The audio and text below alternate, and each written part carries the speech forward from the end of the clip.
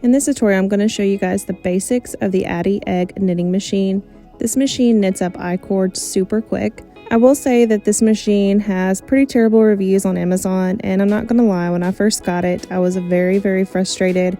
It was dropping stitches and jamming up like crazy.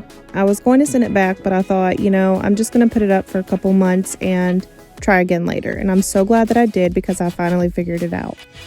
If you already have a knitting machine, you may be at a disadvantage because just like me, I thought that it would be similar, and it's actually very different than the other knitting machine. So forget everything you know and start fresh with this one. Here's the basic overview of the egg. It comes with 4 legs. You can actually leave these off if you don't want them on. I just left mine on. It's got a little handle that you can detach or put on. You can turn it with or without the handle. I use the handle to go super quick, and then sometimes I'll just use the wheel if I'm casting on. So here's the lid, and it's very important that you keep the lid aligned correctly where the hole is right in front of the feeder. So here's what the inside looks like. You have your feeder with the yarn goes through, and then you have 6 total needles that go all the way around, and then you have the center hole that will come out the bottom. This is the weight, and this is very important. You will not be able to make your iCord if you don't use it properly. It's really important that whatever yarn you're using to do iCord unwinds very easily. It doesn't need to have any kind of pull or tension on it at all. So for this type of thing, I typically like to cake my yarn. So let's get started. This is very similar to the other knitting machines in terms of the feeder. It is kind of harder to get it in that hole. You have to use a hook or something to get it through. So what I usually do is just crank it and then use some kind of hook. This is actually an Addi hook to pull it through to the other side.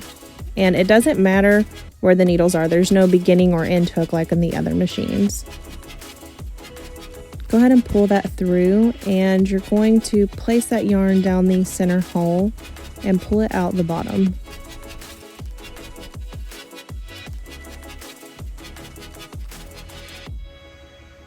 Here's a close-up of what we're working with so far. So you have your yarn going through the feeder, and it's going down through the hole, out through the bottom.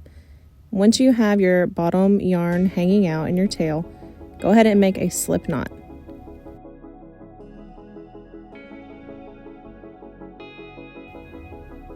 Take your weight, that little hook there, and you're going to place it on your slip knot and tighten your knot pretty tight so it doesn't come loose.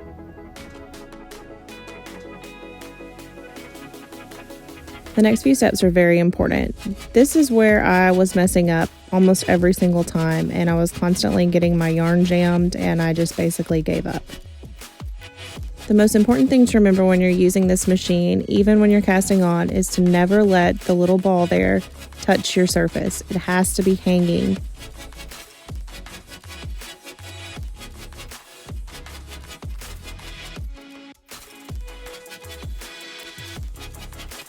So we're going to start casting on. So I pull my yarn up so that, again, the ball is hanging.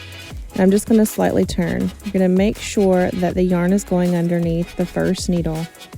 Now this one we're going to skip. So take a little hook and pull the yarn over that one so that it skips. Turn. You're going to go underneath this next one. You're going to skip the next one. Just pull your yarn back over, skip that one. Doing it this way, make sure that your ball does not touch the surface. You go underneath this one, and then you're going to skip the last one. Now we're back to your first needle, and you are ready to go. And if you'll notice, we've cast it on, and your ball at the bottom is still hanging. It hasn't touched the surface. This means that your tension is correct. Now is where you need to forget everything you know about other knitting machines and do this one as its own.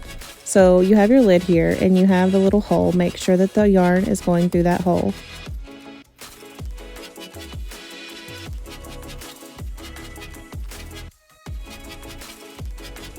Whenever I'm ready to knit, I will just pick my machine up and I will put my thumb underneath the yarn that's going through that hole. I do this to make sure there's no tension and make sure that the weight is always hanging and never on your surface. Make sure to have your yarn underneath your machine so that it's able to come up easily with no tension. and you're ready to start cranking. The first few rows, go slow just to make sure that your needle is catching every piece of yarn, and it will pop when it goes through a little bit just because it's tighter on that first cast on row, but once you get past that, it'll be a lot faster. I find it really helpful to keep my thumb underneath the yarn that's going in the machine. This just helps me make sure that my yarn ball isn't catching up anywhere. As you start knitting, you'll notice that your weight is starting to get lower, obviously. So we're just going to keep going until that gets close to the surface. Once it gets close to the surface, you're just going to take it off of that little slip knot that you did, and you're going to move it up closer to the bottom of the machine. And I've actually found that holding my machine over the floor helps because I can knit all the way down to the floor. And then when my iCord gets down to the floor, then I just pull my weight up and put it back up on the iCord that's closer to the bottom of the machine. Whenever you're ready to move your weight up higher, you just take it off of the slip knot, and then you just grab a piece of your iCord and you just place it there on the bottom. It's okay if the weight pulls on the stitch a little bit. You won't notice it once you're finished.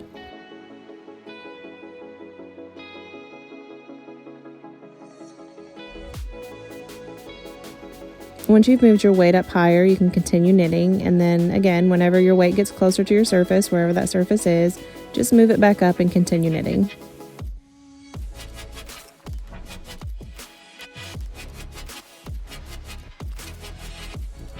I have knit a ton of iCord with no issues at all. So whenever I'm finished, I'm just going to cut the yarn, and now you can use your previous knitting machine skills to cast off because it's exactly the same.